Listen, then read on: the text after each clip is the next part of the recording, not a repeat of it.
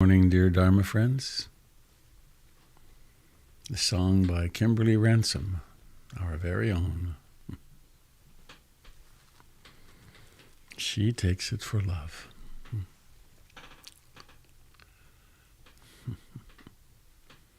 Hi, Donald.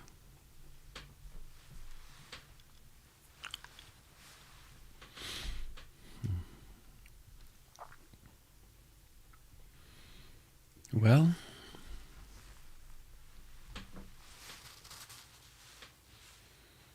keeping it real simple this morning. A short poem by Rumi.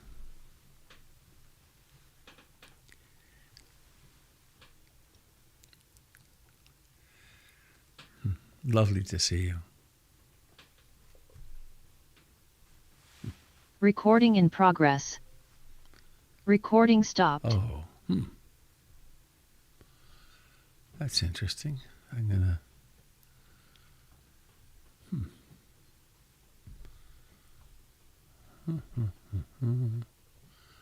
Recording in progress.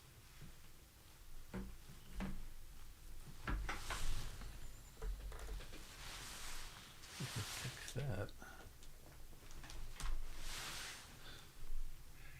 Jim, would you give me a sound check to be sure I have sound from your end?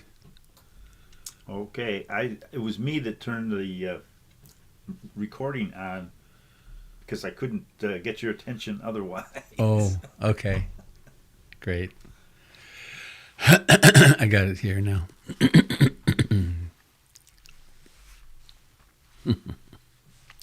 All right. Rumi, 12th century. You have lived for lifetime after lifetime as a piece of rock. Then somehow you became a plant and forgot all about that.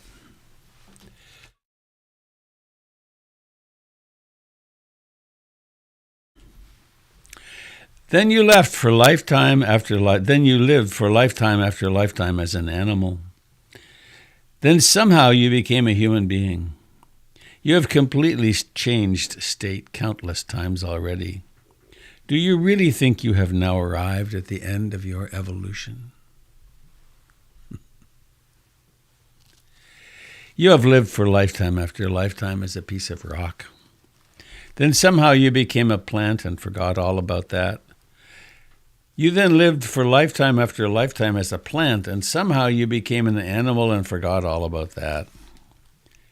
And then lived for lifetime after lifetime as an animal.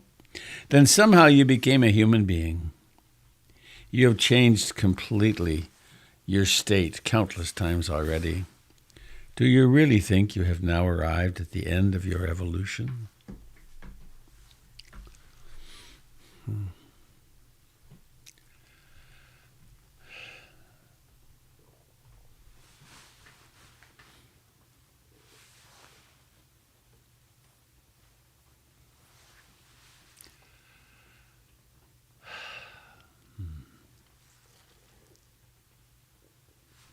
Hello, friends on Facebook and YouTube.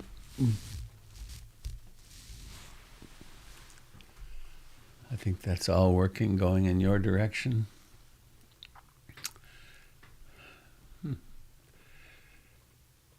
So we woke up again.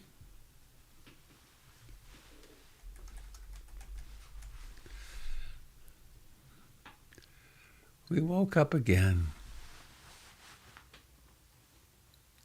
And here we are, sitting, probably in a familiar spot, certainly with familiar company.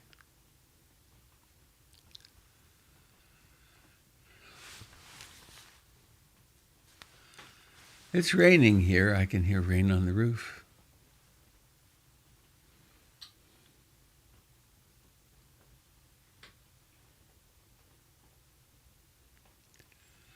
It's raining. The body is sitting.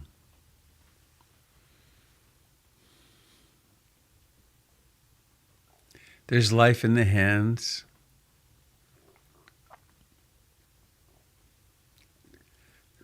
There's life in the pressure of the body against the chair, the floor.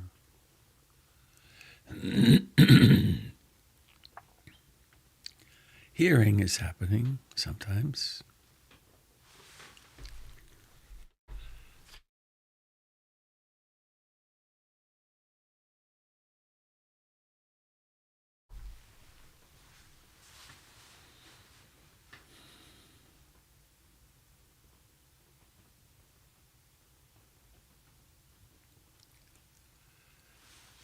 Somehow the conditions have come together to allow us to sit together, to sit like rocks, to sit like trees, to sit with a certain determination of awakening, to be what we call mindful or heart mindful.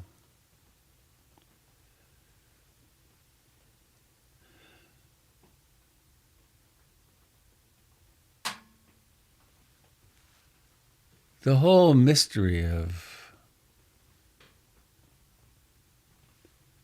being born, living, and dying is so utterly strange. We can't bite it off in one piece.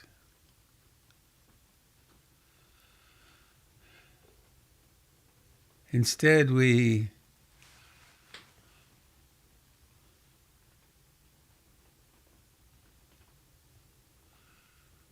take it one bite at a time, one breath at a time.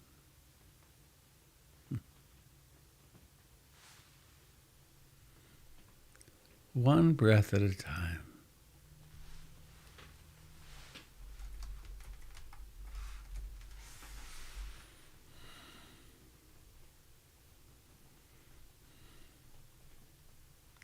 This breath right now.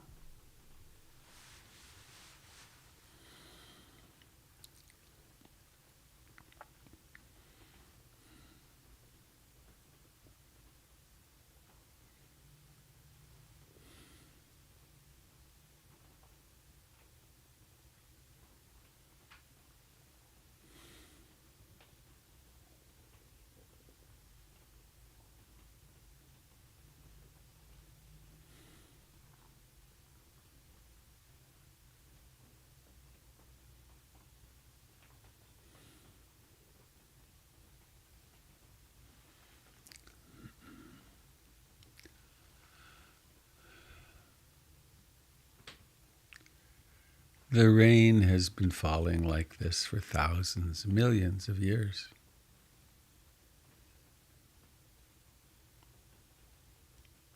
Breathing has been happening for millions of years.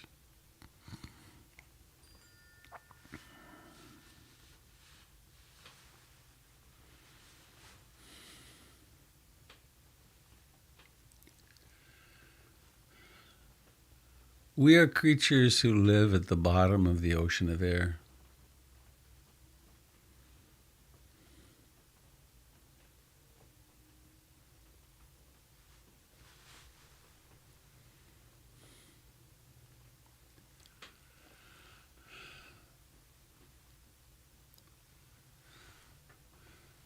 The oxygen released by the trees and the plankton is exactly what we need.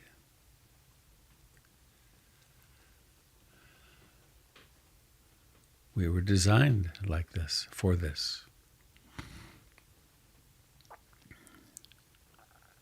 So let us honor the sacred impulse to breathe in and to breathe out.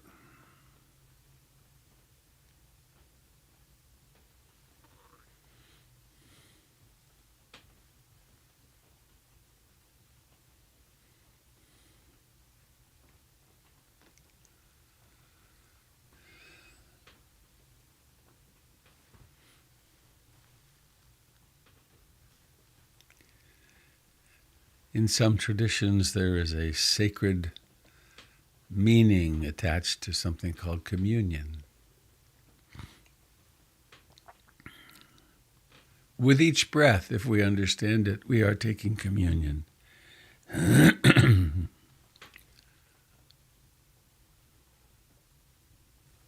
We are taking in air, oxygen, the body of the living earth.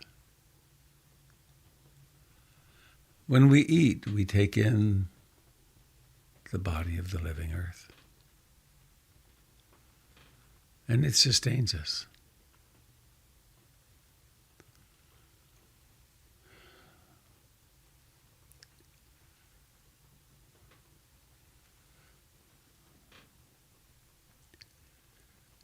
And we can further sacralize the moment by remembering,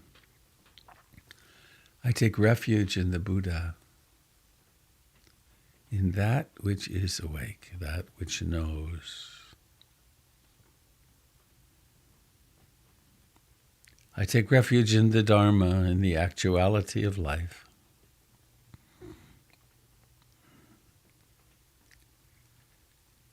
And I recognize that I practice in the company of my friends and the community of life.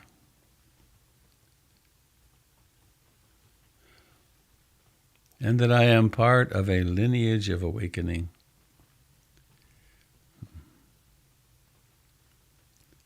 Which comes all the way down from the Buddha.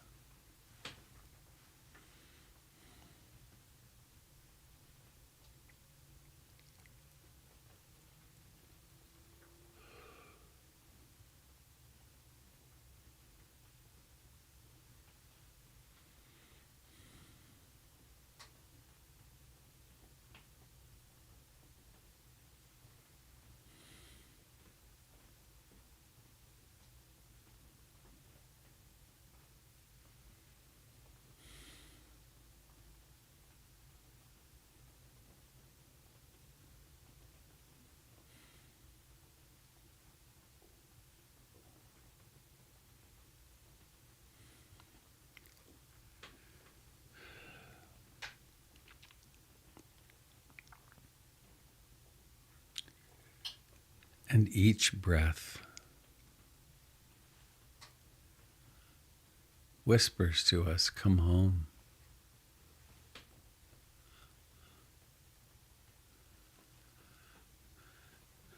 Come home, live here in the present moment, or at least visit. Wake up from the trances of wanting and disliking and pushing away. Wake up from the trance of restlessness and agitation and worry. Wake up from sleepy dullness. Wake up from doubt.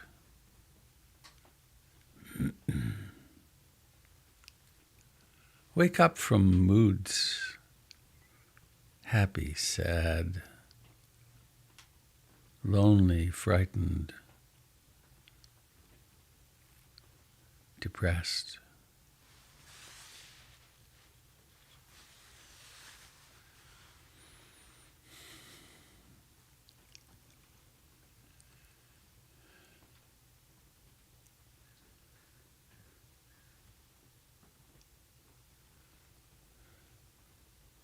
There is that which knows all of this, that in which life all occurs.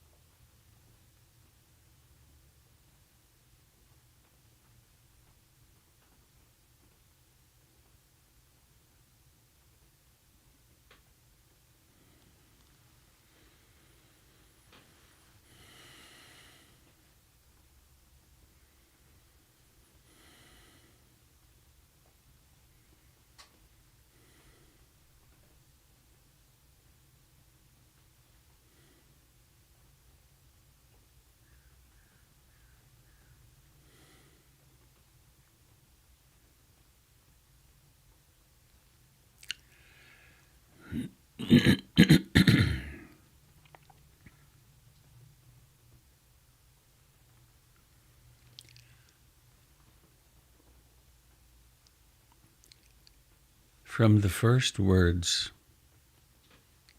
spoken by the Buddha after he woke up,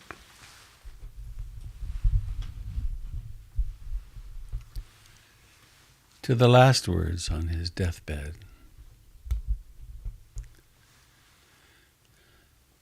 his teachings were shot through with nonviolence.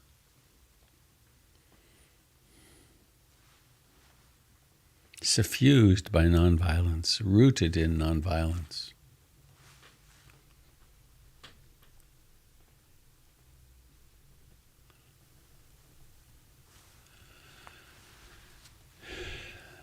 Even the effort involved in mindfulness of breathing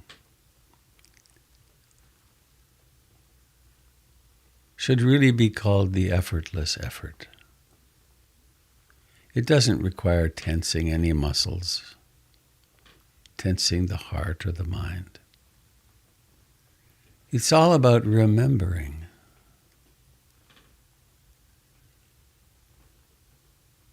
Remembering. Making oneself whole through noticing.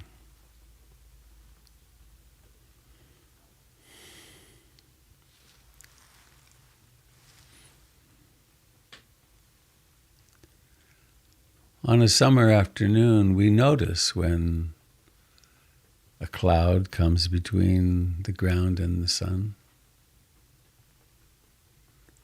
The warmth changes on the body. Here we notice, something notices, when the mind is lost in wandering somewhere.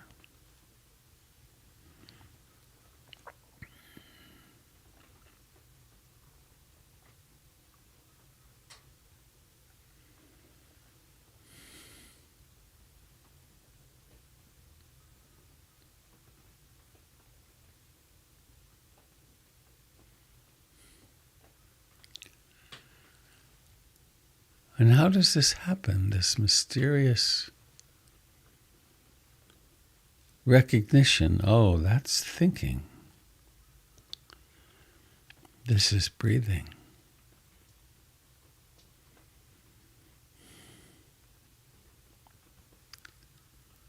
Time and again we awaken from the dream.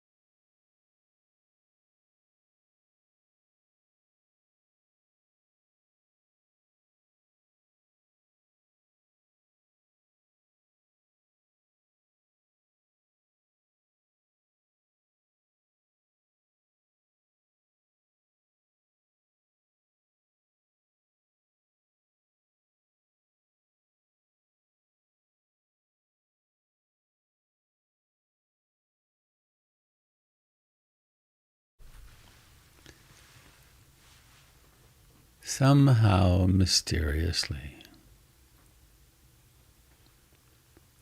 remembering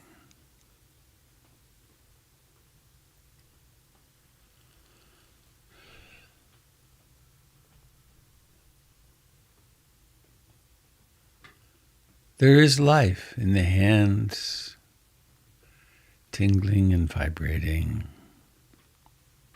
really beyond words.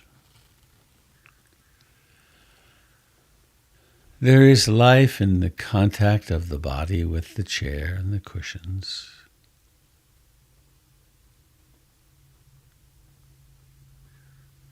There is life in the feet and legs.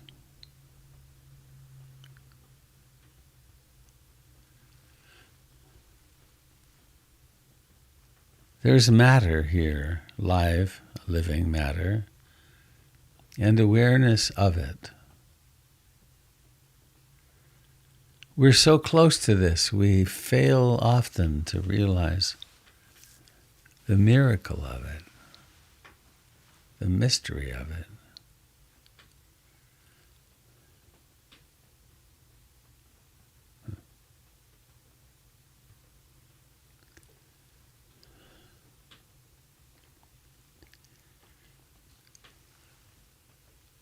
When mindfulness is present, it can be noticed. Mindfulness exists. Mindfulness is present.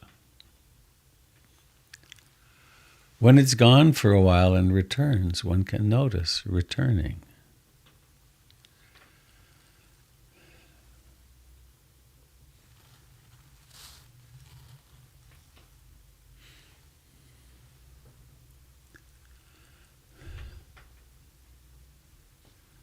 We are very skilled at noticing changes in the outer world.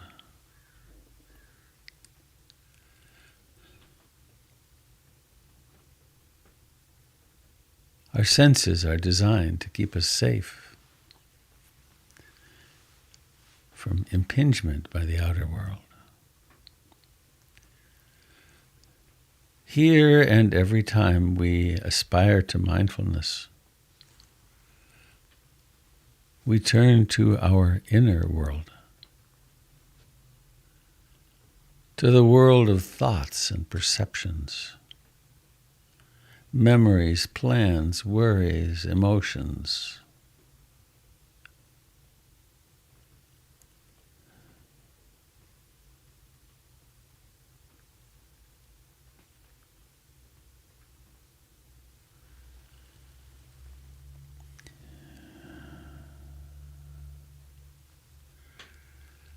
And so we become more and more intimate with each breath.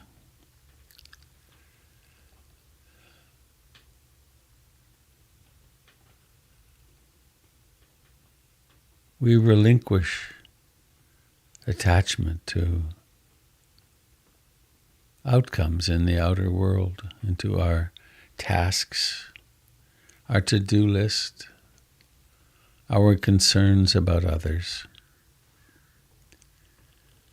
our concerns about the world.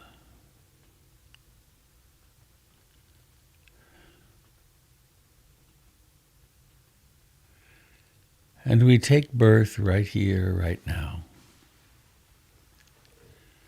with radical intimacy with the breath.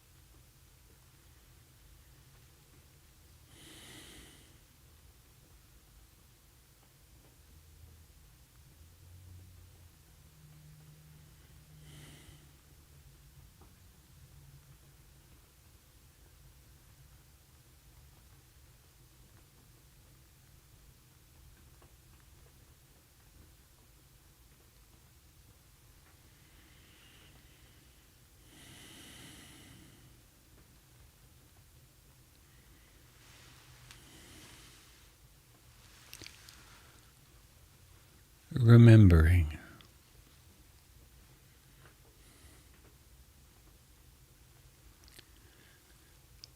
Remembering the intention to awaken.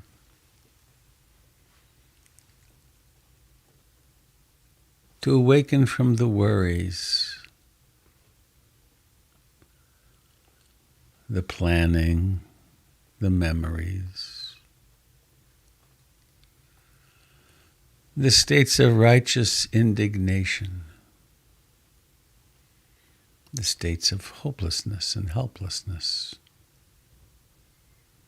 the states of fear,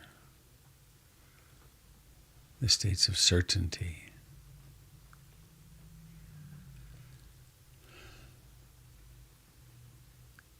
In a certain way, it's so simple, isn't it?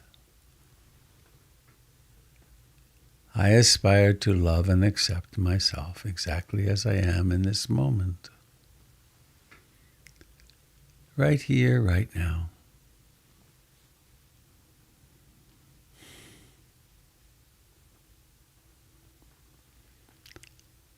Recognizing this breath as the most important phenomenon in your world right now.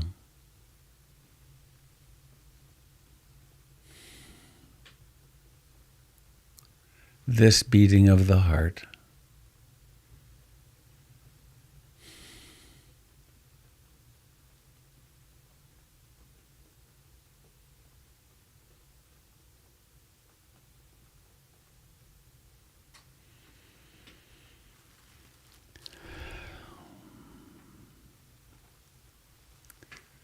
And to follow this path means that we embrace the pleasures and the pains, the gain and loss, fame, disrepute, health and sickness,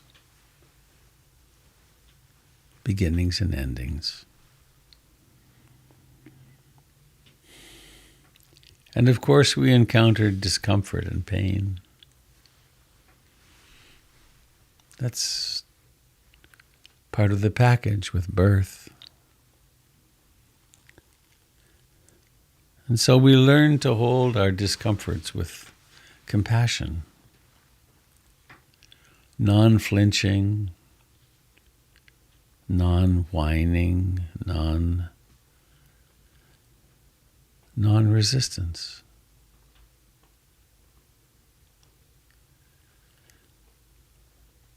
Whenever I'm hurting, no matter how I'm hurting, I aspire and intend to hold myself in sweet compassion. And so it is when I see suffering in the world. I also intend for my heart to be open, to perceive what's true in the suffering of the world.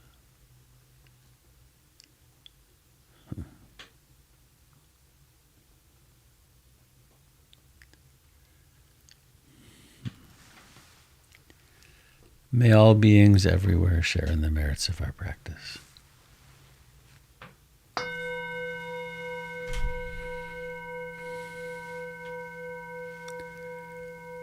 And let us have the transition out of our formal practice into the practice of daily life be very kind and gentle.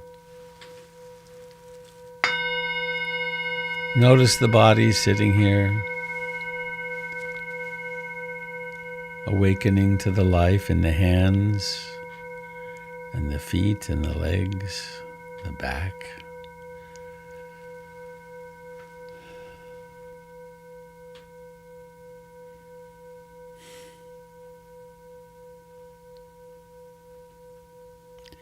Notice the sound of the gong.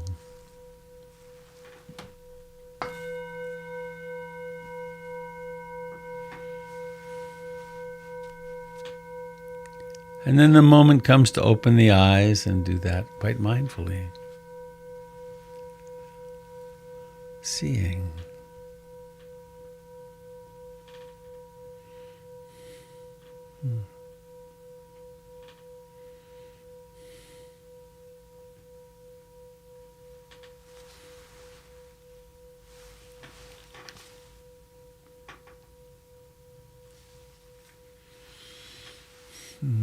Still raining. We need the rain. Snowpack's low.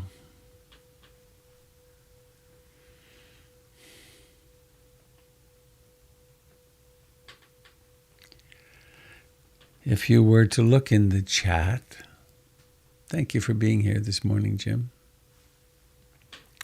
If you were to look in the chat, you would discover the poem from this morning and also a link to the class that I'm going to offer, which I'll share the screen for right here briefly. This lovely man, Anagarika Munindra, came into my life at a very critical time and helped me enormously. And I went for a walk. I was in San Jose, California. I went for a walk with him many times, and one day we were walking through the park, a local park, and there was a derelict, a drunk, a homeless person, quite inebriated, lying on a park bench. And he went over and struck up a conversation with him and started teaching him the Dharma. He had a one-track mind. He was the Dharma. Anyway, this woman, Myrna Knaster, interviewed many, many people. I was among them back some years ago and created a book about Munindraji. But it's more than that. Each chapter addresses some aspect of the Buddha's teachings. I've got a paragraph here. In 16 chapters, this book examines many of the core Buddhist principles in a way that's accessible and inspiring. The principles include mindfulness, concentration, faith and conviction, generosity, virtuous conduct, truthfulness, loving-kindness, compassion, and more. It's a very nicely written and accessible book. It starts soon. It starts Wednesday, March the 30th.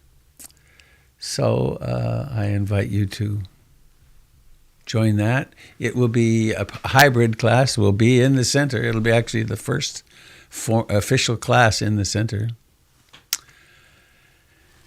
And in case any of you have missed the announcement on that, given the CDC guidelines and the Oregon guidelines, we're going to do it like this. We ask that only people who are fully vaccinated and boosted come to the center live.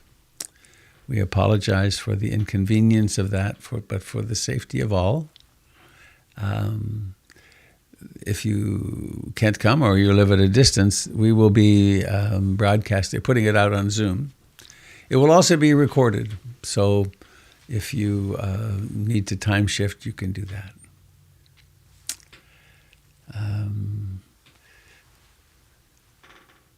The grand opening, Sunday grand opening, will be the 3rd. More about this will be on the website and in the digest. And then this coming Saturday is a Karma Yoga day to vacuum and clean and do what's needed to get the center really ready to open. And if you'd like to participate in that, it's from 9 to 2. Pizza will be provided. And you can sign up for the volunteer list on the website, and then you'll get all the information about that. Kendall is offering a half-day retreat from 9 to 2 on the 2nd of April. And Jim, do you want to give a little shout out to your teaching?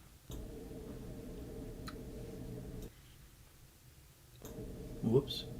Good morning. I'm not going to be back online. Well, I will be back online in the 3rd week of April, but I'll hopefully be broadcasting from Duke Street. So that's my next Tai Chi and Qigong presentation. And we just had one this weekend, which was really delightful, and we'll be another month before we do another one. So that'll be the one that's on the site right now for PIMC is out of date, but there'll be a new one coming up in a week or so. Thanks, Jim. Okay, my friends. What's happening for you today, in this moment?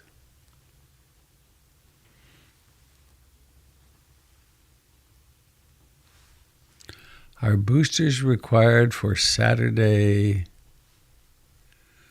Oop, I can't read it. Huh.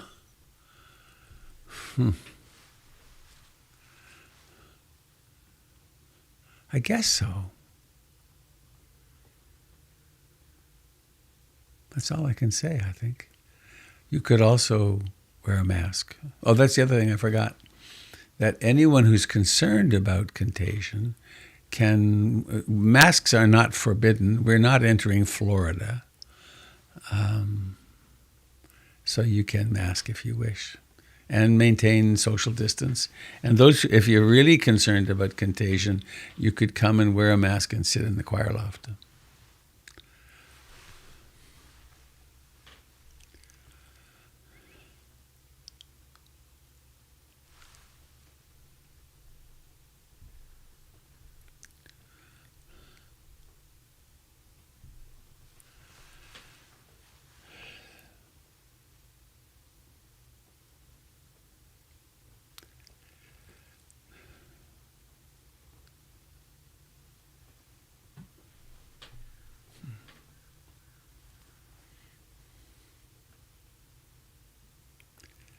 I'm having a medical adventure myself today. I'm having my left wrist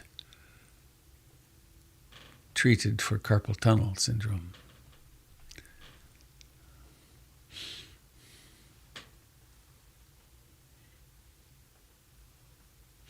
No lifting things for a few days or a couple of weeks. But my fingers won't go numb, theoretically. They won't go numb when I play the guitar. So it's very difficult to play the guitar when you can't feel the strings, oddly enough.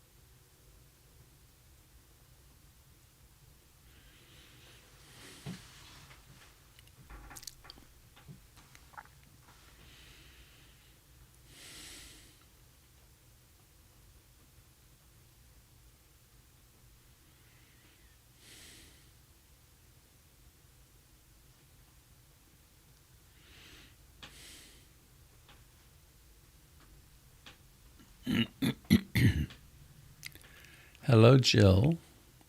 It's interesting how you always have the same program on the TV.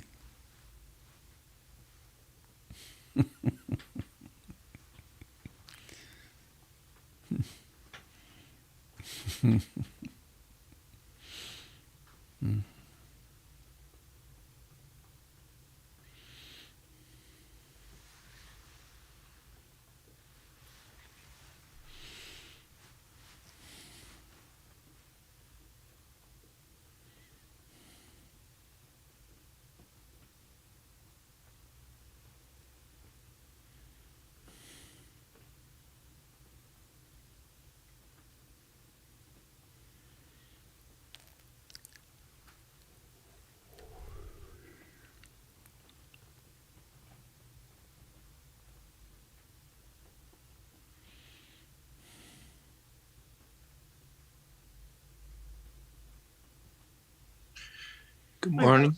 Oh, sorry. Go ahead. Oh, you can go ahead. No, I can wait. It's okay. Oh, I just had a question about the path or the Eightfold Path. Uh-huh. And I guess my question is just how it fits in to the other teachings. Like, for example, there's eightfolds, and some of the other lists that you go over often, there's 7, there's 5, there's 4. Right. I'm often thinking about this number 8 and how that works, I guess. Ha. Well,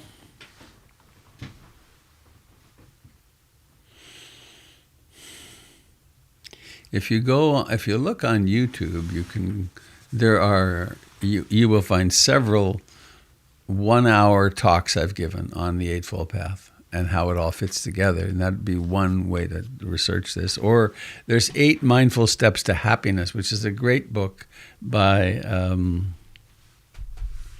Bhante Gunaratana. But in this context, the entirety of the Theravadan Buddhist understanding of the Buddha's teachings is in the Eightfold Path. It's the top dog, and all the other lists, if we went to lists, are subsets in that. And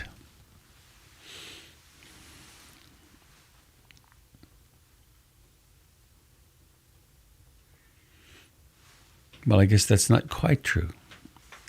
The top list is the Four Noble Truths, which was the first thing the Buddha taught.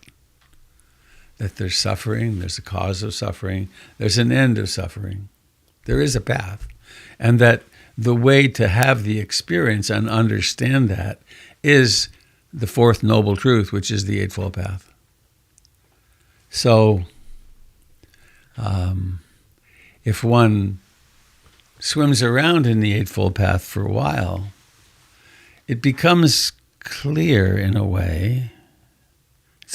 After 51 years, it's pretty clear to me at this point that the first step on the spiritual path is discovering that something's, I don't quite have it together. There's something not quite working in my life. There's some dukkha, unsatisfactoriness. And then a curiosity can arise about that. And then the first step of the Eightfold Path is really examining one's worldview. What do I believe? How do I think things work? And that then leads one right into the Four Noble Truths. And then the 3 characteristics of existence: anicca, dukkha, anatta, impermanence, unsatisfactoriness, and the empty self. And then the law of karma. And this is a radical shift of worldview from, the worldview that we're supposed to subscribe to, that is common around the world, is consumerist materialism. That, if you have a Costco card and enough money, or a gated community, or control of the world's oil, or whatever, then you'll be happy. And it turns out that's not true. That there is no lasting happiness through consumption of any kind. So then we've got the first step of the Eightfold Path kind of shines at us. Examine your worldview. And then try on this new worldview, which is the second step of the Eightfold Path, which is what they call it wise thought or aspiration, which is then to start to notice, so I want to be happy. I want to be free from suffering, ultimately, bit by bit. What do I need to do? And the second step of the path suggests strongly, well, what do you aspire to? Do you aspire to money, power, control? Or do you aspire to becoming more loving, more compassionate, more wise, more patient. And if one begins to have that kind of aspiration, then, well, how can I put that into how can I make that happen? How can I make these aspirations happen? And then we come to the 3 steps of the Eightfold Path that have to do with speech, action, and livelihood. And so, and then it's suggested, the guidance is, if you speak and your intentions of speaking are rooted in greed, hatred, and ignorance, then you're not going to be happy. It never works. But if you speak and your intentions are toward compassion, generosity, love, and wisdom, then you'll start noticing your life improves. And the same with actions. If we go around the world lying and stealing and acting in ways that cause harm sexually and blurring out our consciousness through intoxicants of various kinds, then the outcomes are not so good. And then livelihood, so you can see how it's kind of covering the waterfront here. And then in livelihood, does my livelihood require me to violate the precepts? And does my livelihood actually serve the well-being of all somehow or another? And so you can see we start making changes in our actual objective, in our behaviors. And then there's the last 3 sectors or segments of the Eightfold Path, which are about wise effort, wise mindfulness, and wise concentration. And so, and here's some lists, I guess. There's there's any number of efforts we can do. We can decide that we're going to be an Olympic athlete, or that we're going to make a lot of money, or we're going to. There's also very wholesome things. We can set out to help people in people or animals or the world, the environment, in any number of ways. But those are not the efforts that, according to this Eightfold Path, those are not the efforts that lead to freedom.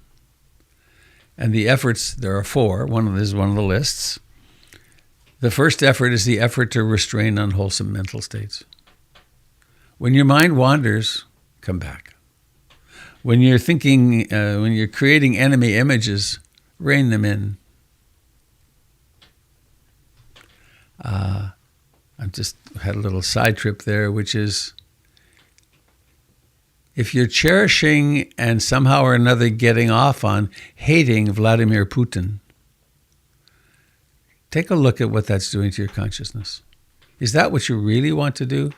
Or do you want to have compassion for this sick, tortured human being and still do what you can to stop him? But what are you doing in the mind around it?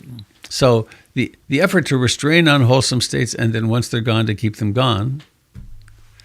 And then the effort to bring into the mind, into one's life, wholesome states and keep them going once they're here. And what are the wholesome states? Well, they're mindfulness, concentration, the enlightenment factors, generosity, compassion. So that's step 6. And then 7, wise or skillful mindfulness. I should say this before I speak to that.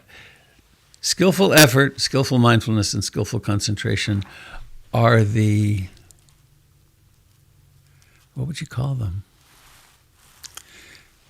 They are that which develops consciousness such that the hypotheses of the first step of the Eightfold Path are seen clearly. We're testing these hypotheses, and that we see that they are not just ideas, they are actually the undergirding of life.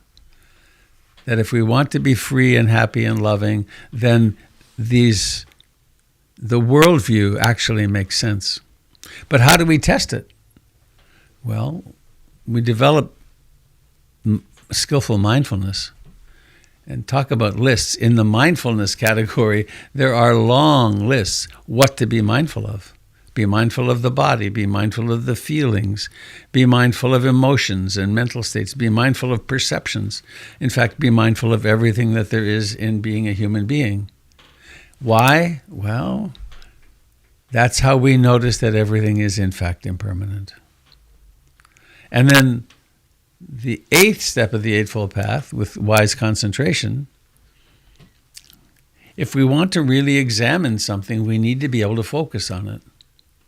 And so if we have mindfulness, which is aware and knowing, and then we can focus in on perhaps a thought or a memory or a plan or a sensation in the body or some emotion, that's how we develop the capacity to penetrate into the middle of life and test, are the Four Noble Truths really true? And are they transformative? And my observation in experience is yes. So, and in all of those categories, there are lists. There's the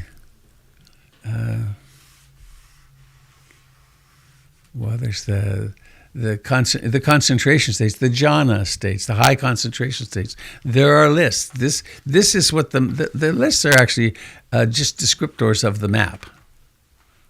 So it's a highly articulated map which people have been exploring and clarifying for 2,600 years. So did that approach your question at all? Yes, thank you. Okay. Sometimes I worry when I get off on one of those jags. It's like, oh shit! I hope this overlaps with the questioner was asking. Hi,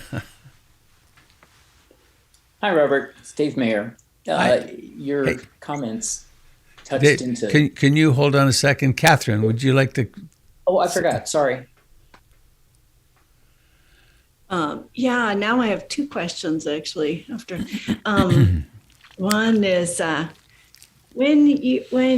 so I found myself having an unskillful conversation with my sister, complaining about my brother, and I sort of saw it in the middle.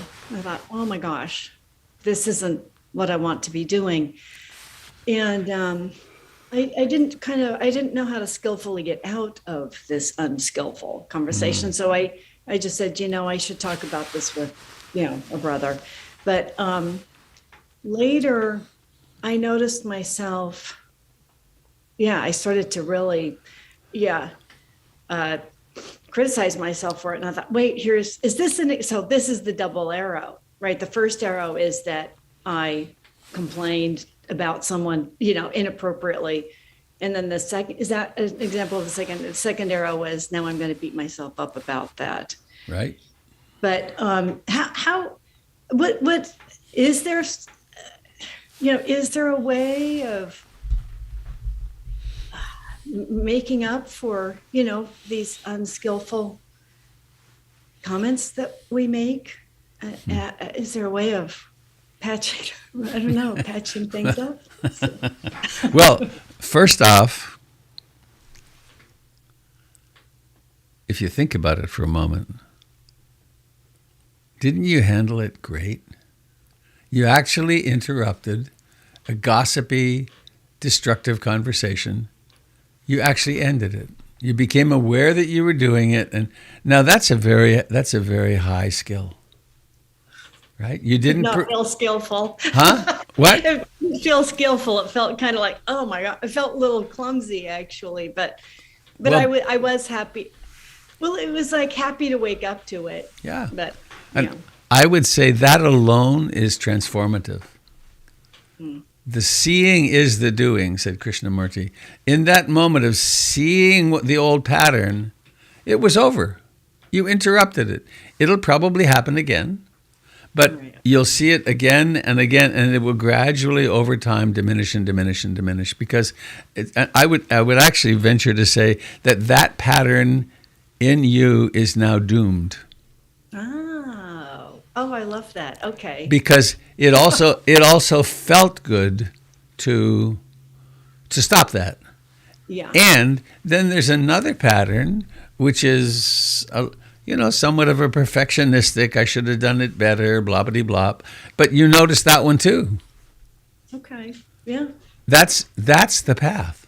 That's waking up then. Yeah. It's exactly. And there's no way to go back and fix it. It's over.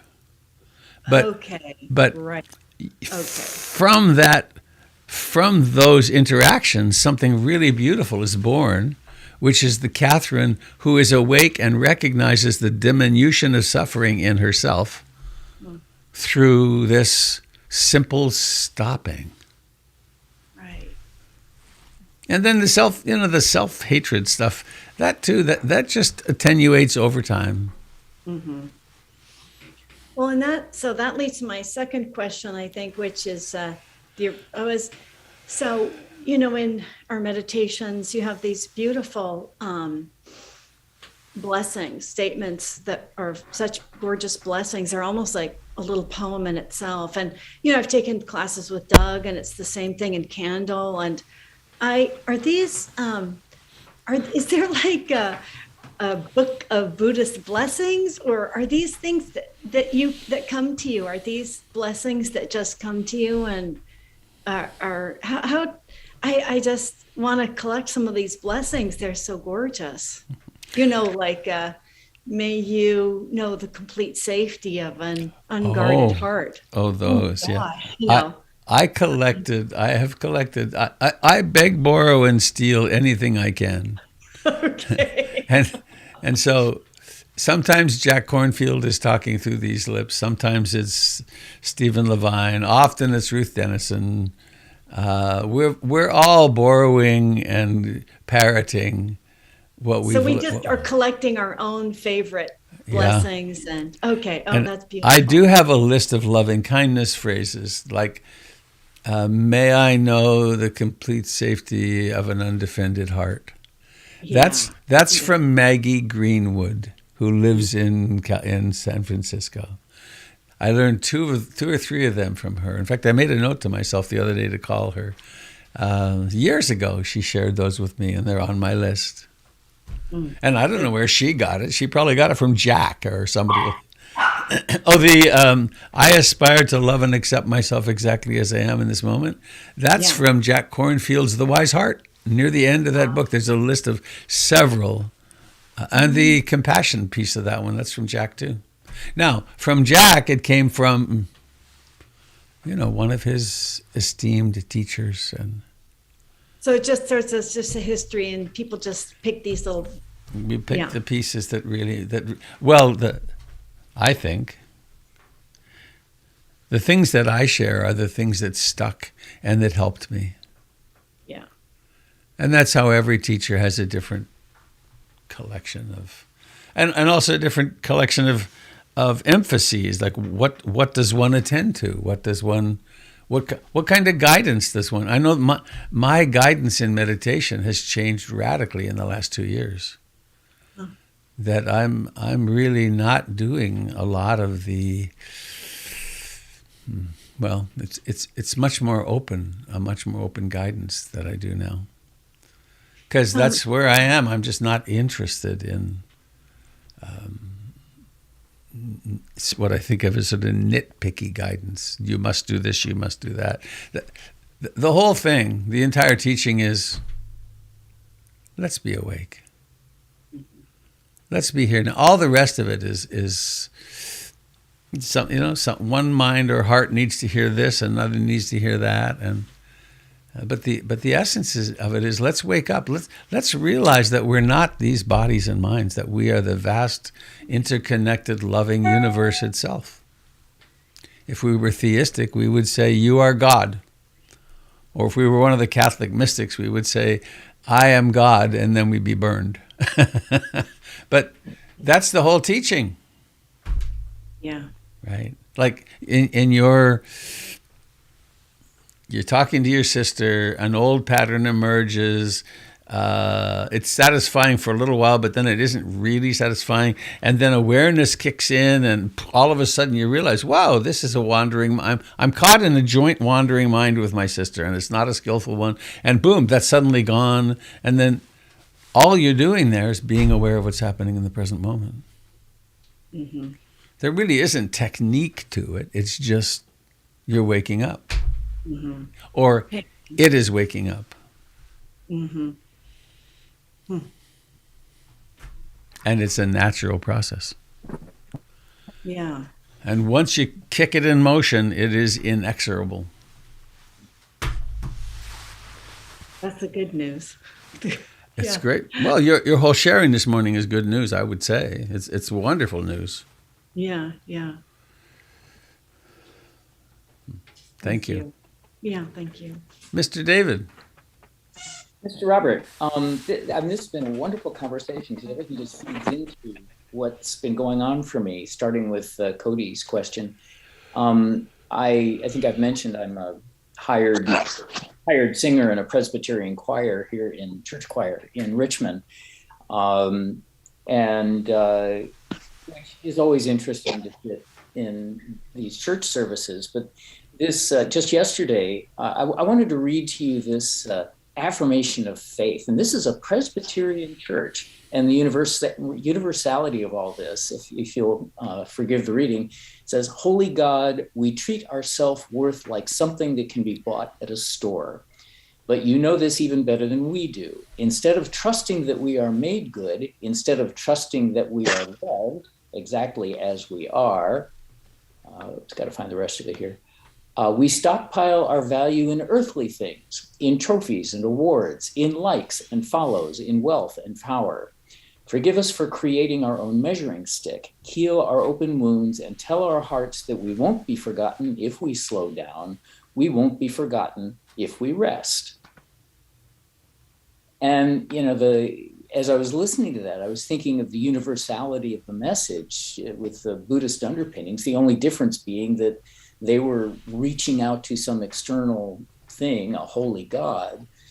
And what we're doing is digging down deep within to find that God within us. And in Catherine's case, to find self-forgiveness as opposed to forgiveness from external source. This has all been really helpful to me as I reorient myself from those Episcopal beginnings that I came from and the Jewish roots beyond that. Your question the other day, who is listening? Who is listening to thoughts? And turning attention to, there's something beyond the I in here that is attending, and that it's all happening in here anyway. It's been really interesting. Not really interesting, it's just changing the habits of mind that I grew up with, both in terms of spiritual and daily living. It's just been really awakening and finding the universality of that. Anyway, thank you. Thank you, David.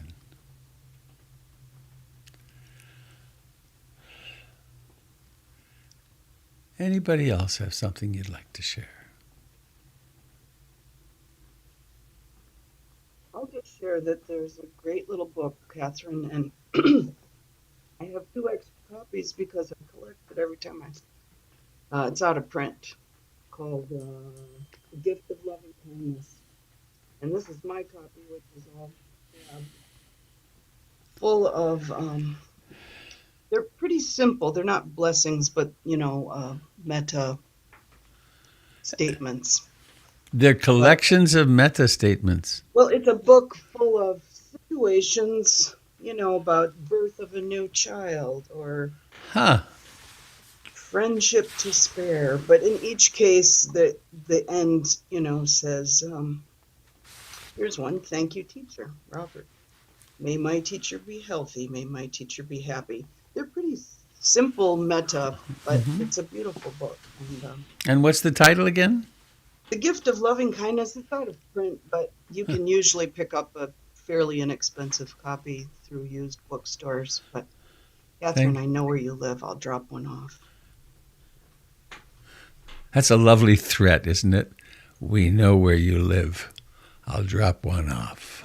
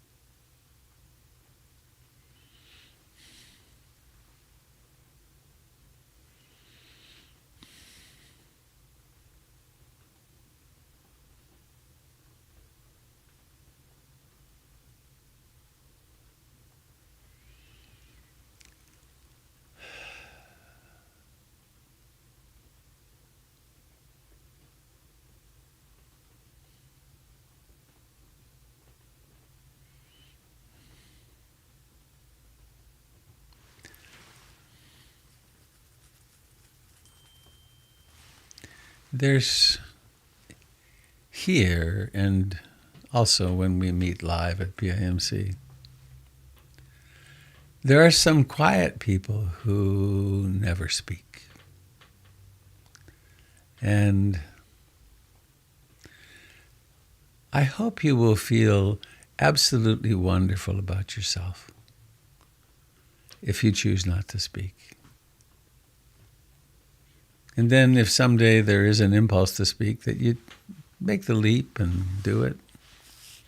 My friend Don, who I teach with in Canada, was on here early this morning, and he tells a story of coming to, well, actually, the story's longer than that. He went to a Zen retreat his interest in Buddhism was stirring, and he went to a Zen retreat with a young Zen master from Japan, who insisted that each person in the room stand up and make a sound of a bell, to get up and go bong or something.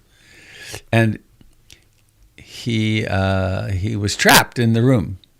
The door was on the other side of the teacher, and he was desperately terrified, and for good reasons from his childhood, I would say, and also just his genetic introversion. But he had to make a decision. Should he flee from the room with all the embarrassment of that, or should he get up and make the stupid sound of a bell? And he chose the latter, which was traumatizing for him. And then he left the retreat and he left Hollyhock.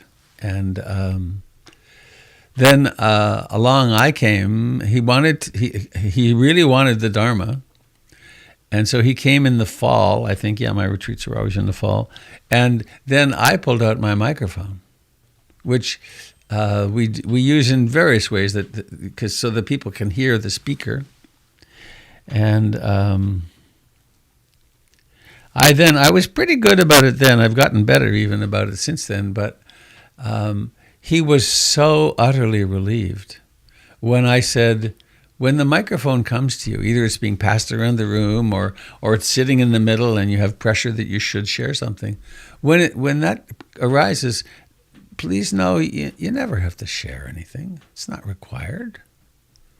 It's there as an opportunity, and sometimes it's a good thing to overcome your fear of it and whatever, and overcome the obstacle. And but he tells the story of how over the years, I have to be a little careful on retreat now. I give him the microphone, and he's like me. He just talk on and on. So he's very much overcome the anxiety of that. But the same is true here, that if there's something you want to say, you make, and it's one of the reasons I really love these long silences, because not that they're that long, 10 or 15 minutes would be long or longer, but because they're an invitation. If you want to share, great. But it's not required. The sharing that you do by being here, with or without the camera on, even for that matter, is plenty. Being here supports everybody. So, and then one can still feel pressure, but then to know that the pressure is from inside. That is certainly not from me. It's fine for you to stay silent.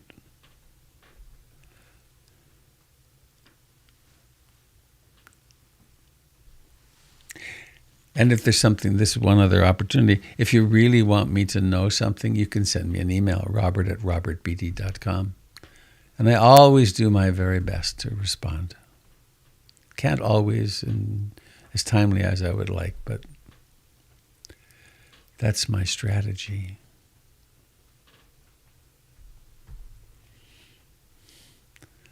I had a teacher, hang on just a second, I had a teacher named Hidayat Anayat Khan, and he was a Sufi, and he said, we don't practice spiritual tyranny, we practice spiritual liberty. It's nice. Was that you, Aaron? Yeah. So I've just wanted to actually reach out and and request maybe a little bit of time to speak with you one-on-one. So just kind of to connect in a Write to Kat, K-A-T, at portlandinsight.org. Okay. Thank you. Who is my assistant. Wonderfully so. Who's embarrassed a little bit, I think, right now. Maybe not. Never can tell. Actually, Kat is right beside you and on my screen. How can that be? There you are. Just reach out to your right, and you'll be there. All right. Anything else from anybody?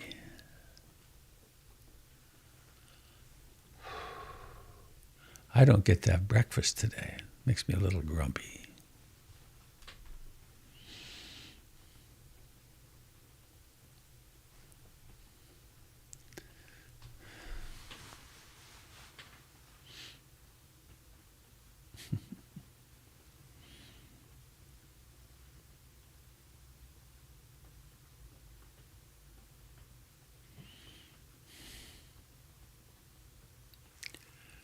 Well, shall we share all blessings with all beings? Oh, I have an idea, actually. Let me please bear with me a second. I want to try this. This should be fun. PIMC, chants. All right.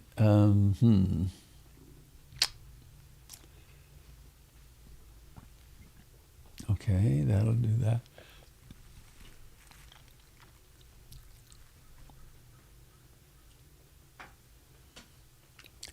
All right. Oops.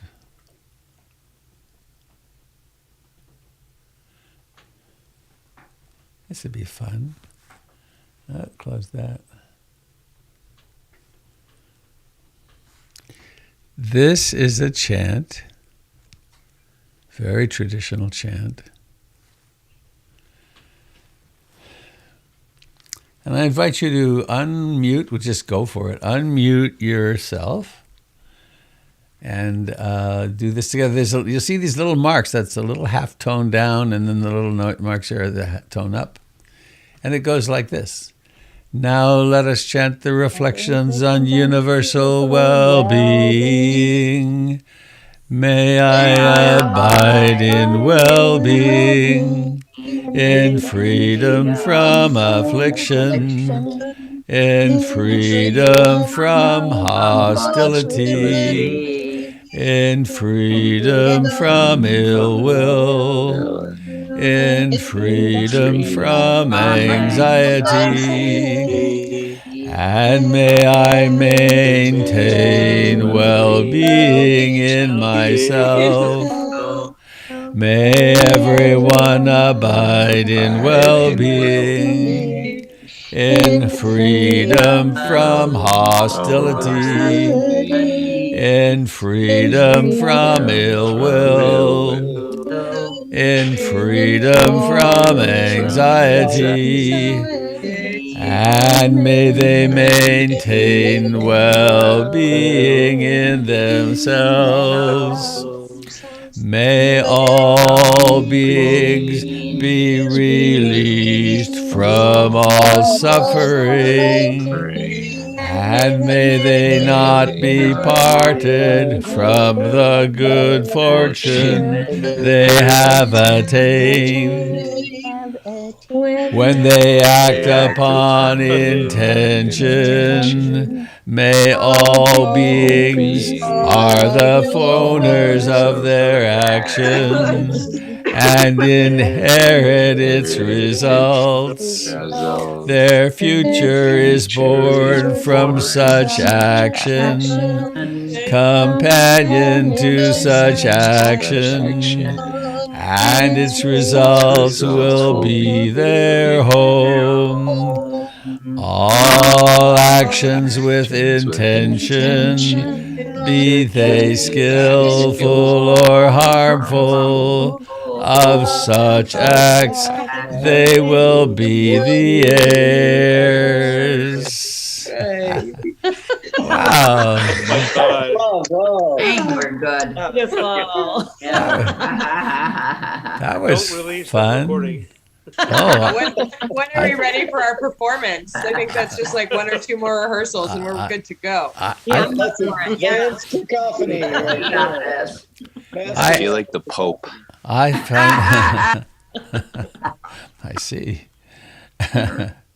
I found that really quite lovely. Very nice. Very nice. So, friends, Also humorous. happy day. Or happy day. That's not really what I mean. May you ride with relative ease with whatever comes today. And notice that there will be pleasant moods and unpleasant moods, and that it's really basically out of control. And may we just love and accept ourselves exactly as we are, as we confront whatever comes down the pipe today. Robert, I think your meta blessing should be your next book. There's not going to be a next book, David. That's a mean, harsh, nasty thing to say.